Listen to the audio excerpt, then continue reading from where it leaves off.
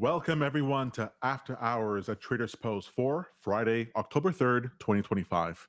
I'm one of your hosts, Tom Hartman, marketing manager here at Traders Post, joined by Peter, Exit Liquidity Hartman, to break down the madness. After Hours is your go-to live stream focused on macro trends for retail traders. That's dollar, equities, and policy for the uninitiated. After Hours is brought to you today by Blue Sky, the best-in-class prop firm that offers same-day activation, daily payouts, and no max restrictions. But we'll tell you more about them later. For now, let's turn to what is moving markets today. Peter, what a crazy few days it's been. The government of the United States has shut down. That's right. The thunder. Even my lights are off. My lights don't work during the government Trump shut down my lights. That's right. Well, you know what he can't shut down? Markets. And markets decided the shutdown, and we're on day 3 of that shutdown, by the way, is not enough in order to stop the train. In fact, markets seem to like it. All-time highs we had this week for S&P, NASDAQ, Dow Jones, gold, Bitcoin. It's just been a crazy, wild ride. If you have been watching Price Action Live with me and Mike and some of our guests for the last week, you'll see not a few times we had our face ripped off by new run-ups in the markets. We kept thinking to ourselves, hey, the market's moved up pretty significantly. On bad news, it's going to take a little bit of a breather. Let's go ahead and short. Fail, fail. Lose prop firm accounts again and again. Because the market just doesn't want to go down. It wants to keep moving forward.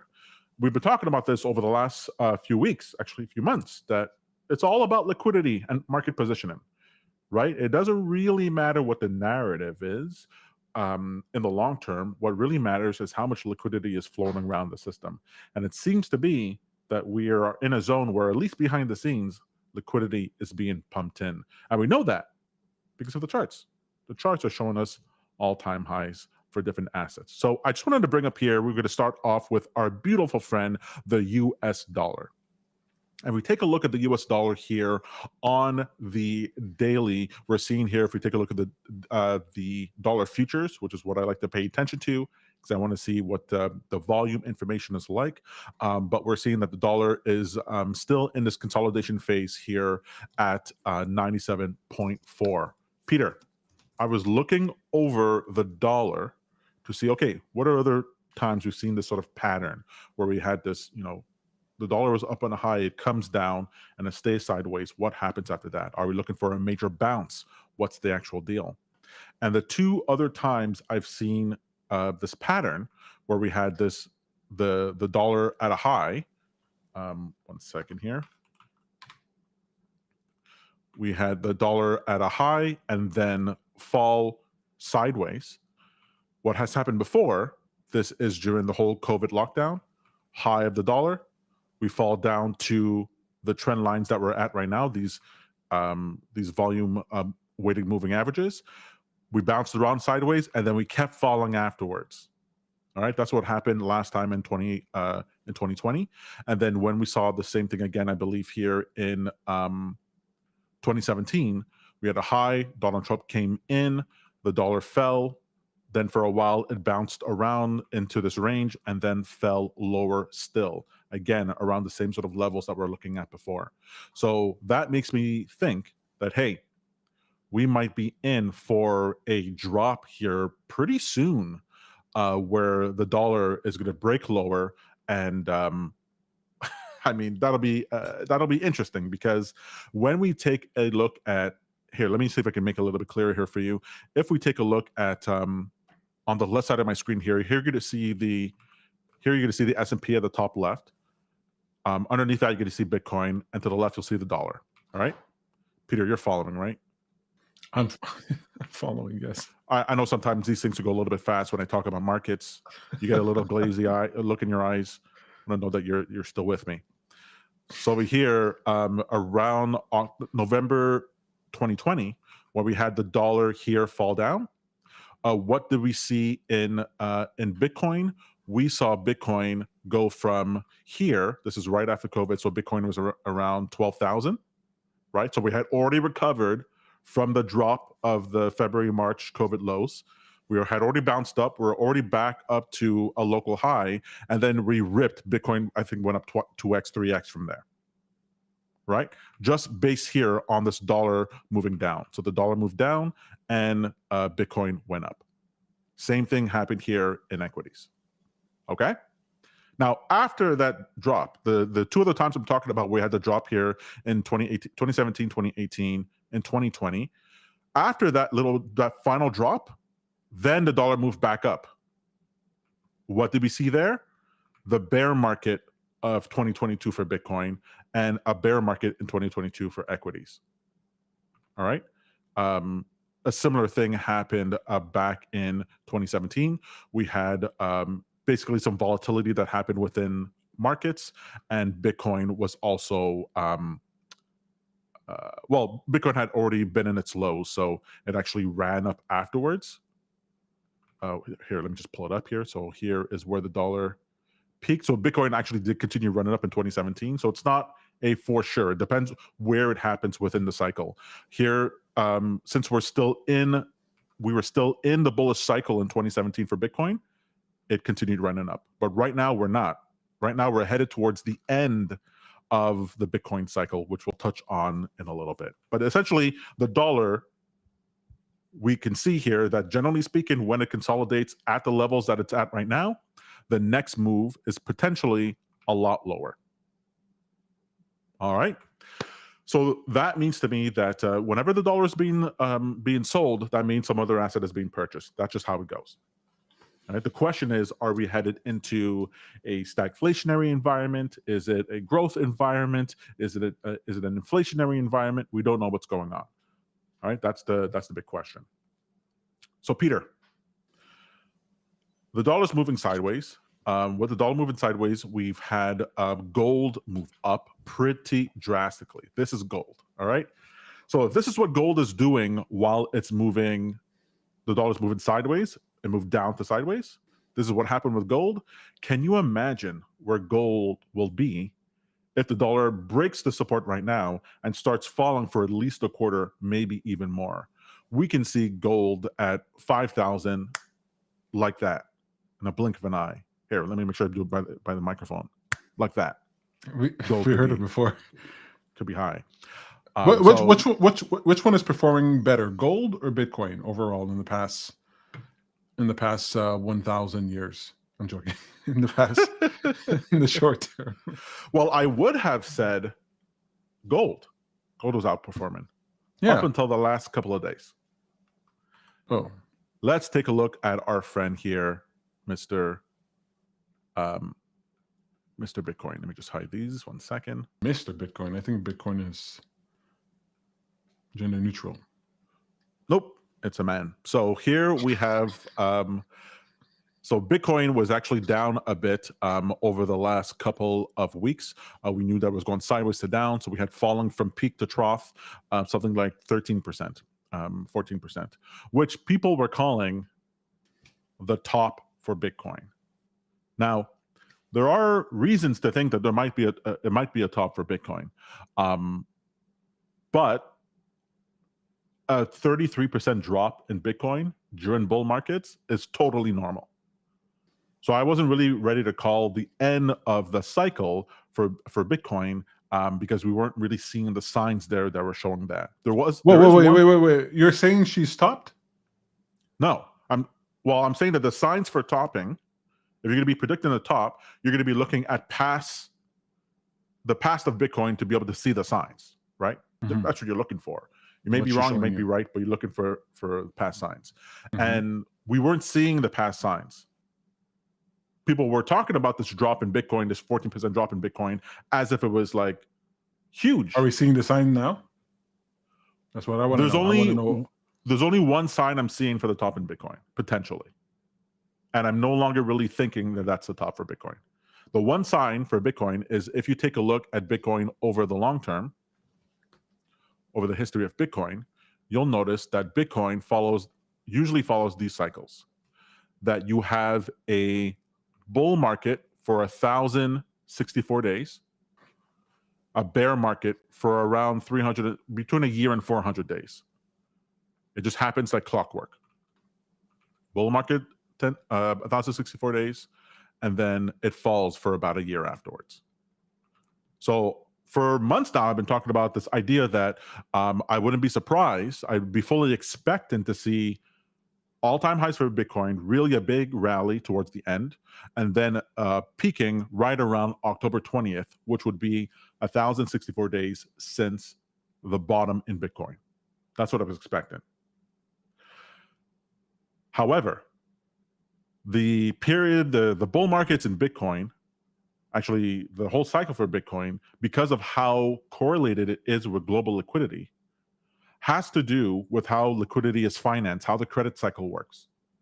You can go take a look at some past after hours episodes and clips in order to get more information on that. But essentially, as the government refinances its debt and as the corporate sector refinances its debt, it allows for more money to then be injected within the system. And while that refinancing happens, you have a bear market in Bitcoin. Makes sense. As governments and corporations and even individuals have less money, there's less money to go into risk assets. And as that money then clears up, and now we have this runway of the next 5 years or so where more risk can be taken, you can imagine that Bitcoin bottoms and re-rise from there. Well, that refinancing cycle that we were in doesn't look like it's ended now. It looks like it comes to a head next year. So it could be that the cycle for Bitcoin is actually extended 6 to 12 months, which would make sense. I would expect to be looking for a top in Bitcoin around March of next year, which means that between now and then, we could have massive rally. What? We're talking $250,000 on Bitcoin or more. Totally possible. Totally possible. Okay, so not the top. That's a long way of saying we're not at the top of Bitcoin. Well, I'd have to get past October 20th to really feel like we dodged a bullet. I see. Now, in that waiting, Bitcoin rose 14%. All right. Why did it rise so much? And people have been just messaging me like crazy. Why is Bitcoin up? Why is Bitcoin up? Hey, look, I bought a bunch. Bitcoin is up. Because I bought a bunch. Bitcoin, right. You're the whale, Peter.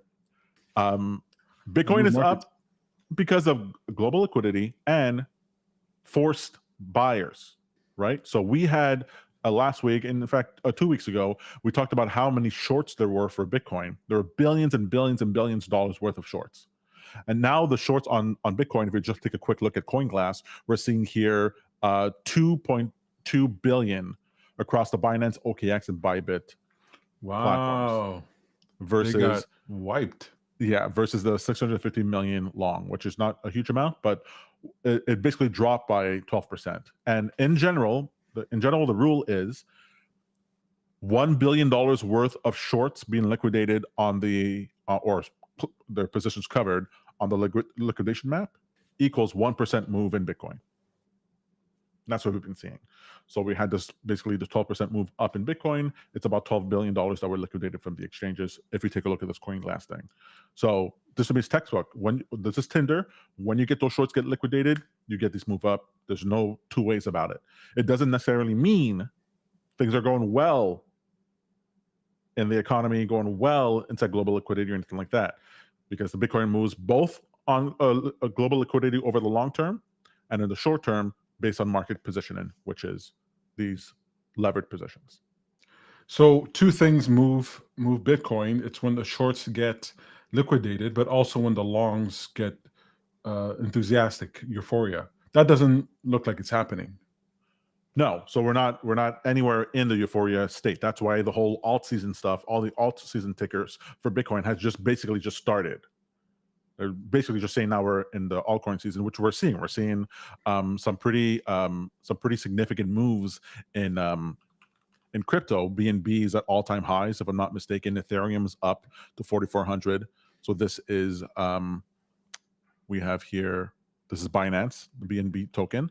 I mean, what a rally off the low since the beginning of the bull market. It's up 480%. So 5 extra money. We have Solana up, we have Ethereum up, Cardano starting to wake up, Doge is moving too. Hey, some of these, the altcoin season is there, risk has started happening, and so we should start seeing one of the signs we'd be looking for a top in Bitcoin is way more longs levered versus the shorts. Right. And we have yet since 2023 seen this number flip where the shorts were less than the long. So that's there. Now, after this last 2 billion has been liquidated, then the question is, do the longs come in now and they start levering up? If they do, then we enter a euphoria phase. Money gets created as people's portfolios go up in value. They can take out more loans based on the collateral. Debt is the foundation of our economy, and the good times roll until the music stops, till the musical chair stops. Now, if the bulls don't take it, if there's not enough money on the sidelines, not enough institutional money to go in and really take this rally, well, then we're just going to be staying in the sideways consolidation for Bitcoin for quite a while. So this what we're seeing here right now, we would just continue going sideways until it collapsed, until things go badly. I don't like that at all. I'd rather it go up or down. Sideways, it's not exciting, Tom. Well, speaking about exciting, equity markets have been just absolutely ripping. I mean, if we take a look at, let's just jump to the NASDAQ here. It's just been all-time high after all-time high after all-time high after all-time high.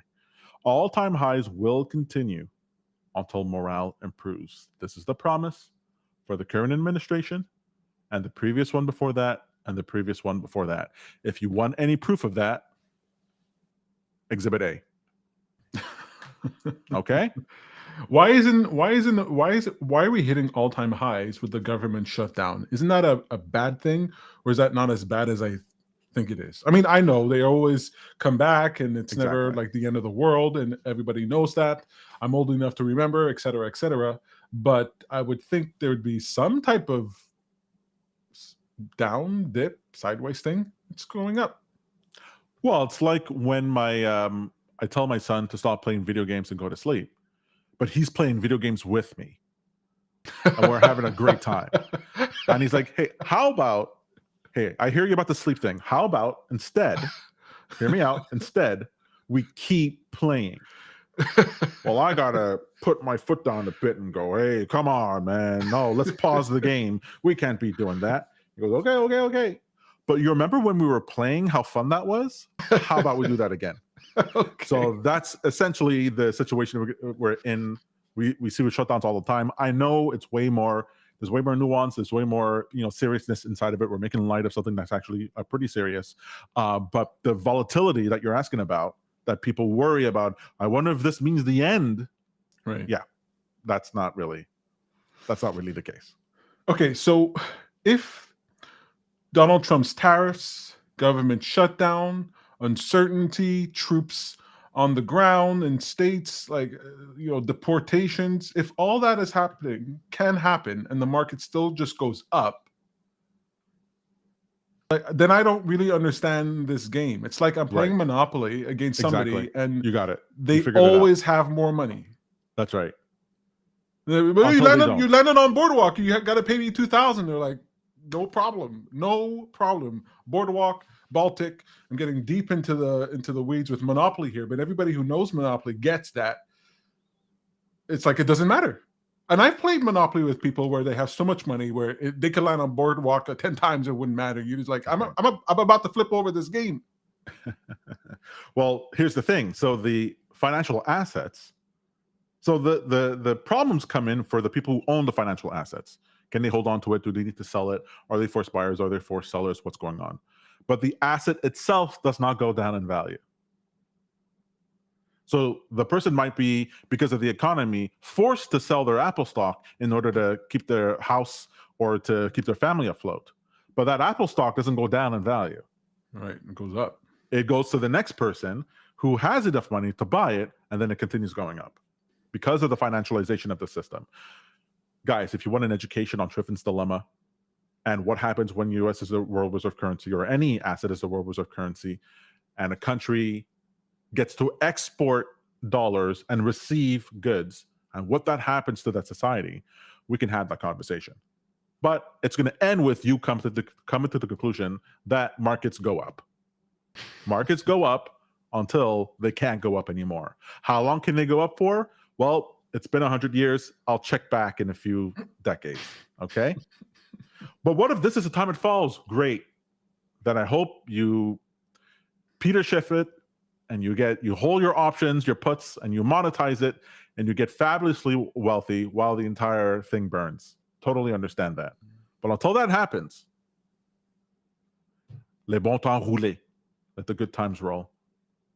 All right, Peter, I just want to touch on a little bit on equities here before we actually move off to policy. But before we do, I do want to put what we're seeing here in context. So I want just to hear a little bit from Scott Besant, otherwise known as the horse's mouth, to hear what he has to say about the government shutdown. Don't have to do that. Well, what they want is what's good for the American people. And Let me just set the stage here. He's asked, hey, government shutdown, what gives? Why can't you guys come to a continuing resolution? That's what a CR is, which is just keep funding the government like you've done in the past. And Scott Besant, speaking for Holy Emperor Donald Trump, is responding to this. What's good for the country is a clean, in the, like terrorists, they want to say like this is what we have to have, and if we don't get it, we're going to close down the government. So what President Trump, Vice President Vance, and the Republican leadership want is for the Democratic side to show a little leadership, and I don't think it's unreasonable for the president to use all the levers. Because, Joe, what they are asking for, they're asking for $1.5 trillion increase in spending. And let's just go back. That would be almost as big as the ill-fated IRA, which caused the worst inflation in half a century. So they want to put this inflation. IRA is the Inflation Reduction Act. That is Biden's big, beautiful bill.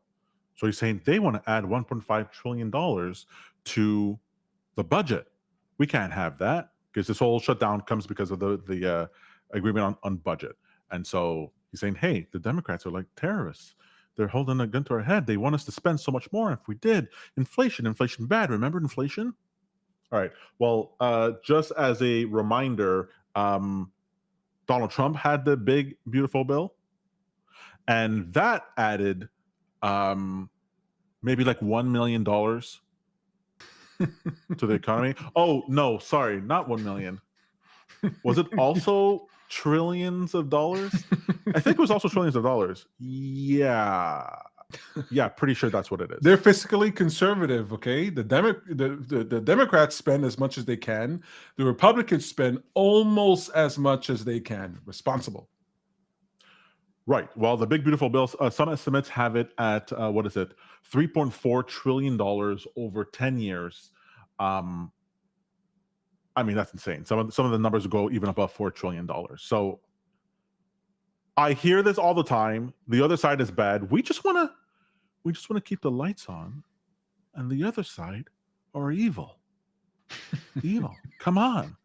We just want to get money into the hands of hardworking Americans, kiss the babies, send the bombs, whatever it is. All right. So the market's not really caring about that. They're like, great. They're saying exactly the same thing they say every time. Let's front run that. It's the end of the year. Let's pump up these numbers. Now, what's going to happen if this continues, if the all-time highs continues and Bitcoin keeps going up and all that sort of thing?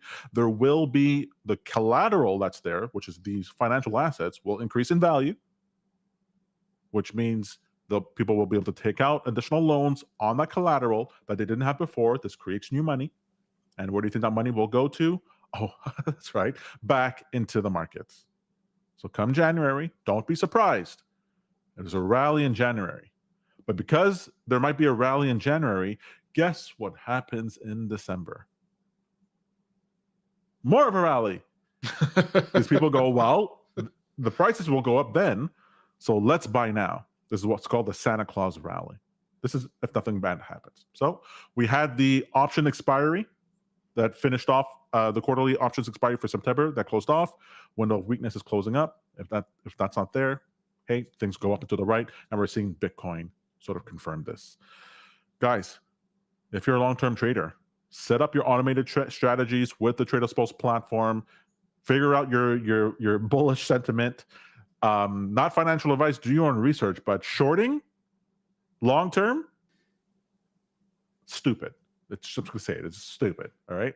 It's ridiculous. Didn't you try to do that on Price Action Live? Shorting? So that's why I prefaced it by saying long-term investors. Now, when it comes to prop firm traders or short-term investors like Mike and I try to do, what's great is that long-term trends have no bearing whatsoever. Well, that's and some what happens? bearing. No, it doesn't. All that happens is that if some event news comes out, it can drop the market or raise the market. That's all that matters within the moment. And that's what we're trying to catch, because markets can drift higher, all-time highs, but they'll crash. And Mike and I like making our money real quick by being real right for a short period of time, which is, it's like, put it in terms you might understand, it's like getting platinum it's a very hard PlayStation video game, achievements on Xbox, that sort of thing. Getting 3 stars and Overcooked in all the different levels. You get it. S I don't play tier. video games. Yeah, all that stuff. All right, guys, we're going to come back and we're going to take a look at Daniel DiMartino Booth, who's going to talk a little bit more about policy and what we can expect for the future, because policy is what this administration is running on, and it lets us know what we can expect for 2026 and 2027. But before we do, a quick word from our sponsor.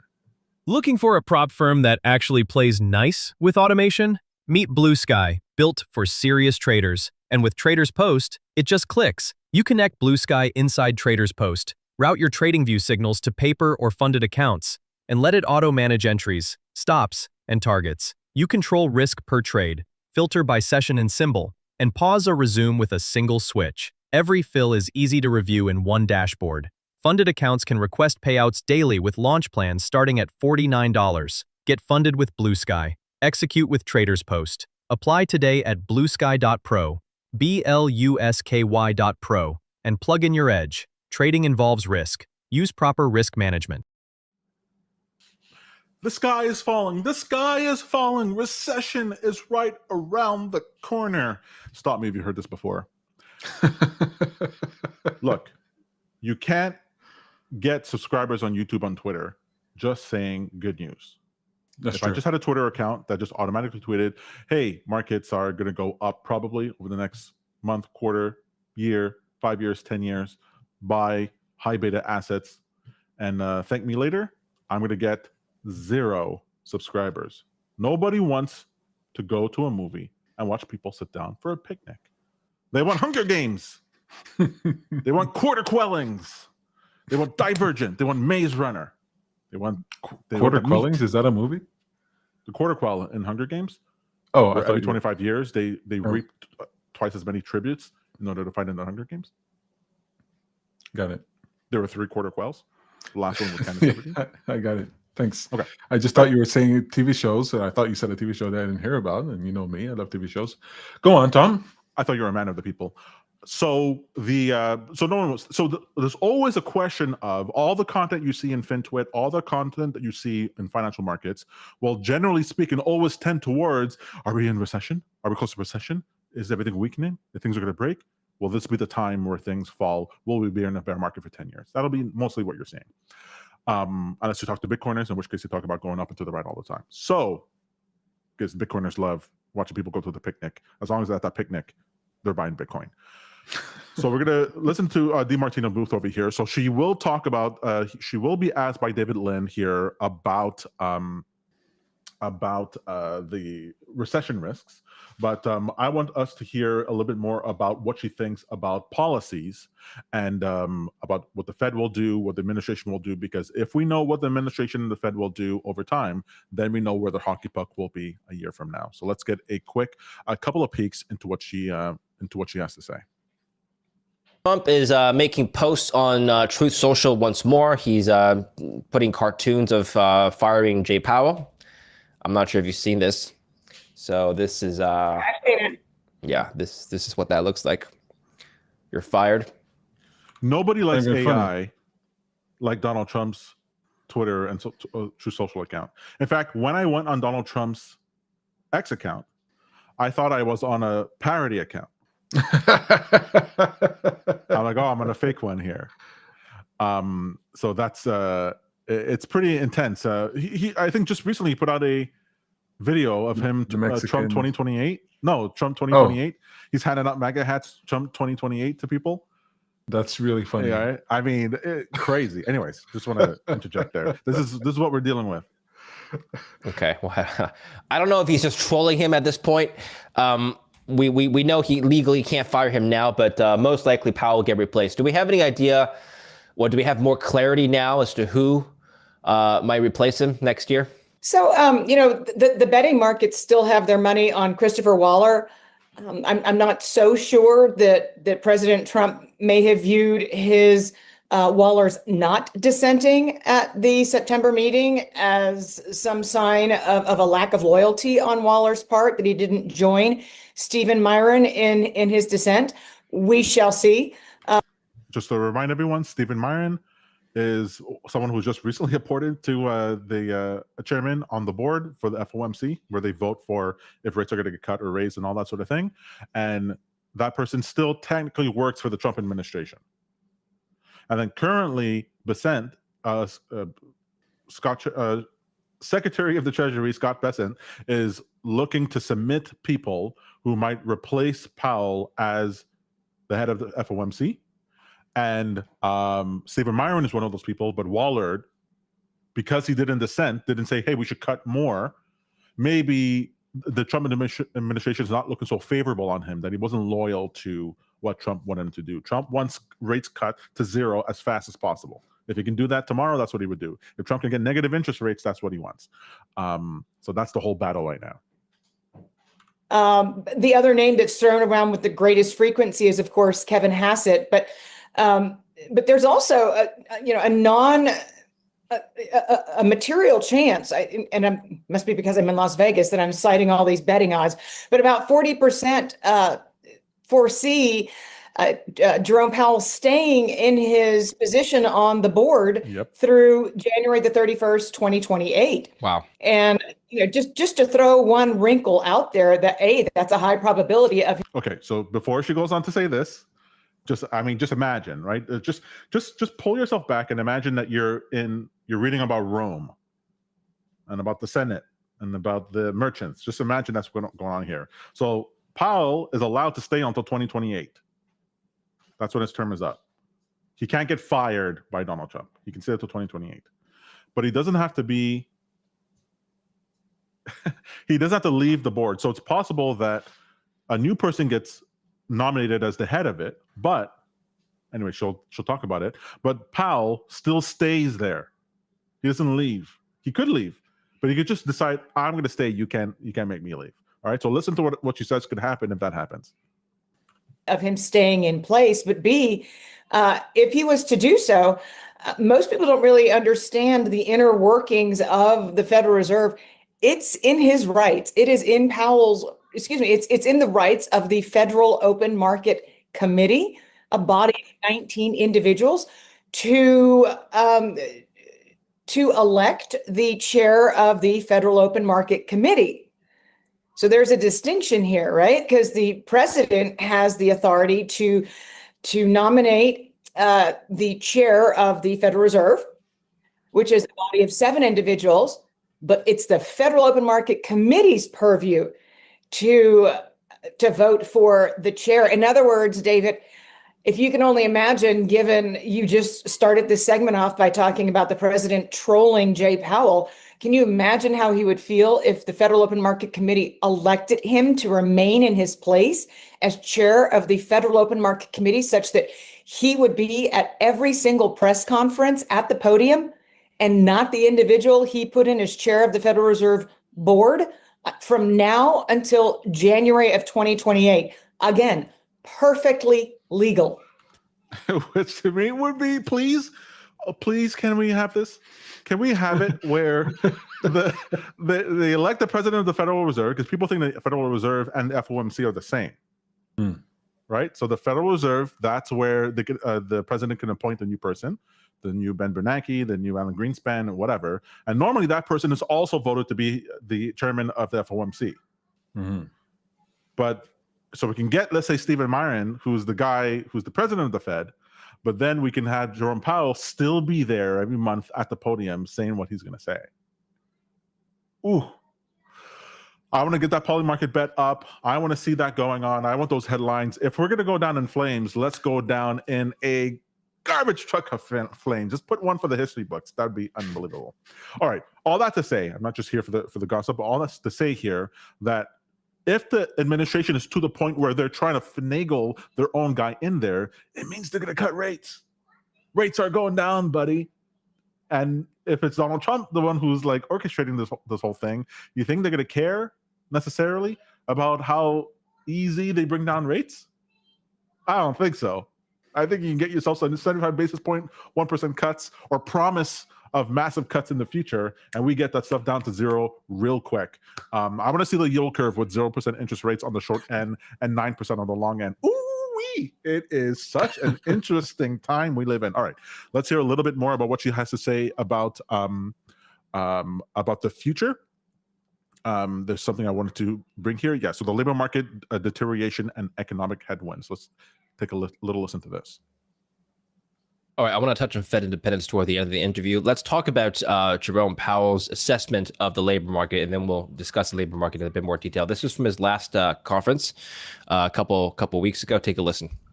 You see people who are sort of more at the margins, so kids coming out of college and younger people, minorities, are having a hard time finding jobs. The overall job finding rate is very, very low.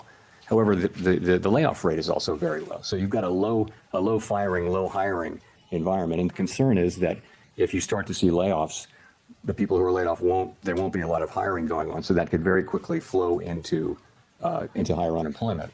In a healthier economy, healthier labor market, there would be jobs for those people. But now the hiring rate is very, very low. So that's been a growing concern over the last few months. And it's one of the reasons why we think it's appropriate that we begin to shift our policy focus toward a more balanced one. Low firing, low hiring. Doesn't that just sound like an equilibrium state? Well, it would sound like an equilibrium state unless you were a college graduate or unless you were one of the 25% of the individuals who is in that pool of unemployed, who's been unemployed for longer than 6 months. We call those the permanently unemployed. Once you cross that 25% of the pool of unemployed that's been out of work for that long, that you start to cross over this Rubicon into what we call labor market scarring. And to Powell's point, if you continue to have individuals join the labor force, which is natural, and they're not getting hired, And even at the rather low pace of layoffs, just the highest pace since 2010, what he calls the low pace of layoffs. I'm being sarcastic, David. But even at that juncture, if you will, we will start to see the unemployment rate tick up.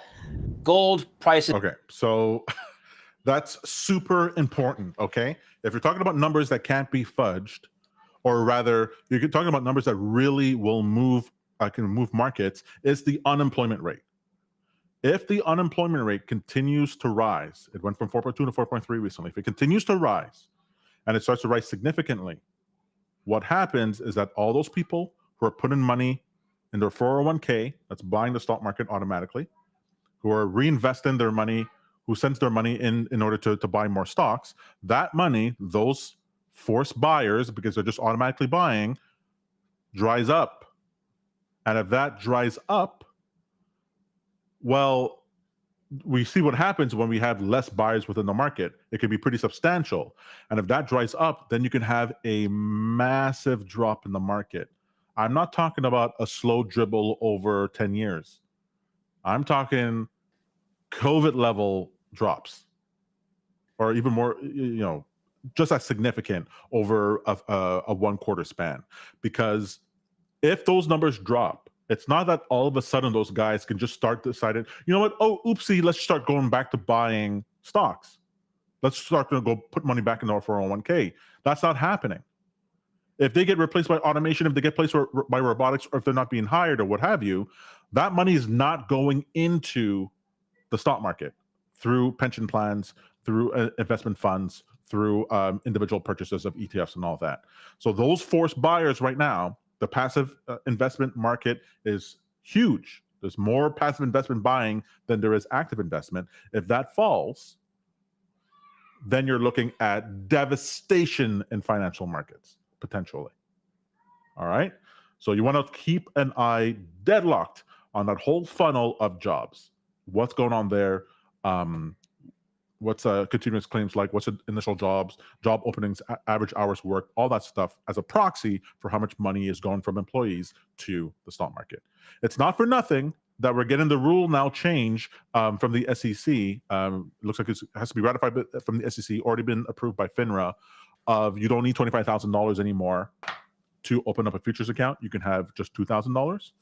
It's not for nothing. We're going to have the tokenization of equities through stuff like Robinhood and these different utilities that allow people to invest on the 24/7 cycle, put money into areas they didn't have before. It's not for nothing that this conversation is happening, because it's a need for this in the back end to really, you got to scrape the bottom of that butter dish, get more of that butter, smooth it over that toast.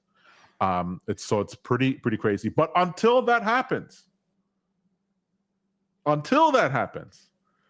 guess how many all-time highs you think we'll have, Peter? Go ahead, just guess. All the time, forever, always. All right? All right. Because the mechanics of pumping money into the system is still there. They're ripping Powells out of seats. They're tweeting out, hey, we need more money within the markets. They're doing big, beautiful bills and IRAs. Doesn't matter what administration is there. Doesn't matter what's going on. They need that market up. So it's up and away until we fall. Peter, is there anything more interesting than the markets? Sure. Lots of things. No, nothing is. Nothing is. I'm not going to tell you what I did today, but I looked at trees today, and they were remarkably very interesting, colorful trees in the fall here in Canada. That's how Canadians say Canada, but you guys say it weird. Canada. So that was fun. But yeah, the markets. What makes it interesting, it's like a video game that you can get money from. So, I mean, come on. You know what I mean? All we need is, I remember years ago, I was watching David Eagleman. I think he gave a talk at, TED or something, where he built this like vest that vibrated with the market. Oh my God. And his goal was to create this intuition of how the markets were doing based on how it vibrated. And I don't see that having taken off, but if you could have something like that, that'd be equivalent of like going to a movie and those chairs that move. You're like, this is making it, that movie top notch. So that would add some excitement to the financial markets. But for now, yeah, it's really really something else. And then with the prop firm excitement that comes there, and I That's love right. you folks doing trading price action live 4 days a week now. I can't believe you guys are trading so much. It makes it even more exciting to see people making money or trying to make money. It's a lot of fun. Video game, you've made it very immersive. Well, that's the thing I wanted to end on there. So you can imagine all these people losing their jobs or not being hired. These are white collar workers. We're so used to thinking of blue collar workers losing their jobs, or the immigrants or illegal immigrants. We're so used to that. We're not used to massive 10, 15% unemployment rate with white collar workers. We're not used to that. Now imagine, what are those people going to do? You think they're going to go and drive Uber and DoorDash? No. I think they're going into markets. They're going to start trading. They're going to look at prop firm trading and be like, wait a second, there are people pulling in 10, 15, 20, 50, $100,000 a month prop firm trading. They're going to jump into that. And of course, they're too mid-brain, so they're going to lose, and they're going to spend a lot of money in the market. So we're going to have these weird dynamics where people are going to want to, not just prop firms for anything in trading, that they're going to have the same mentality as it was in lockdowns, I believe. They'll be like, look, I need to be able to make money quickly, and I need a way that I can actually multiply out. I can't just go get a small thing. I need to be able to get big wins. And I think people will get into markets. We're going to have way more products and way more financialization of the system. So I think they're sort of like, we could have this volatility that because of the unemployment waves, that we could have markets down 50%, up 100%, down 50%, up 200%, down 75%, up. I think we could have that massive volatility. And you know what? I'm here for it. We got a question in the chat from Max Smith. Max Smith asks, guys, thank you for everything you do. Well, thank you for watching, Max. Really appreciate it. Where's Bitcoin going during this shutdown if it continues 60 days? I think up until October 20th, it's up, and away for Bitcoin. I would not be at all surprised to see Bitcoin double from here over the next 3 weeks. What? Yep. And is this causation or correlation? Is it because of the shutdown partly, or is the shutdown not influencing Bitcoin at all? Not influencing it at all. The only thing that the shutdown, as far as market dynamics are concerned, was the BLS report, the Bureau of Labor Statistics, and the jobs number. We know what the jobs number is going to be. It's going to be bad. And if it's bad, guess what? More rate cuts. If it's good, don't worry. There's enough bad information out there. There'll be more rate cuts later on. And so no one really cares about what's going on there in the financial markets as far as those jobs data is concerned. It's no mystery. We had GDP at 3.8% last quarter. That's crazy. That's crazy. Let me just repeat that. We have the ISM that came out at 49.1 over here. Let me just share that real quick on the screen. The ISM is a diffusion index that is basically a survey of purchasing managers, and because they're in the middle of the supply chain, how they feel about what they're doing, their inventories, their workers, and all that has a lot to do with expectations within the market. And it hasn't risen up to highs that we're normally used to, but it did tick up today. So we have this higher lows and higher highs that's happening. Maybe that breaks out further. Maybe it keeps chugging along, but we're not breaking down lower below the 43 level, which is usually where we're looking at recession territory. So we know what's going on in the market. We know that's going on in the economy. It's bad. And so we need more financialization. That's the answer. More cowbell, more money. It's hard being this smart, Peter. Oh, really? Okay, well, get some big wins on Price Action Live, and you can hoist it. Peter, I'm before my time. That's what happened. All right, guys. I want to extend my appreciation to everybody who's watching. Aventura Trader, good to see you. Samantha, Lauren in the chat, Max Smith. Thank you to everybody who's watching out there. If you like this type of content, make sure to like the video. It lets us know that you like it. And remember that we have more to offer here on Traders Post. Traders Post has Price Action Live, which is live trading 4 days a week, Tuesday to Friday at 9 12:15 a.m. to 10:15, 10:30 a.m. That's a lot of fun to check out. If you're interested in live trading with them, you can reach out. We'll vet you and be more than happy to have you on the stream. You can lose money with the rest of them or win. I mean, it would be really good if they lost and you won. I would pay money to see that. We also have office hours, which takes place on Tuesday. That's Tuesday at 3 p.m. Answer all your Traders Post questions. A lot of people are finding immense value. Why am I doing the Donald Trump hands? Immense, I'm going to do the Obama hands. Immense value with Traders Post, being able to scale their trades, being able to automate their trades. Traders Post is the exoskeleton of trading that you've been waiting for. So go ahead and check that out at traderspost.io. And then we also have Blueprint, which happens on Thursday at 3 p.m. Eastern Standard Time. And then you can learn, the last series has been fire, all right? It's been learning how to make $10,000 a month. Is he joking? Is this a YouTube scam? No, it's not. He proved it. $10,000 a month as a Pinecode developer. You can also use those principles for anything else that you want to do on Fiverr. Very, very powerful stuff. And then back episodes with all the coding. All that to say, we got a lot going on here at Traders Post, and we want you here with us. So like and subscribe, comment if you want to direct the flow of the shows, and be here next Friday for After Hours. Tom, fantastic job. Thank you very much. I was very very impressive. Yeah. I know you got, yeah, you were very impressive. You got a baby on the way. Congratulations. Allegedly. Looking forward to that. Allegedly. All right, Awesome. guys. Always nice to see you, and we'll be back next time. And as always, we wish you happy trading.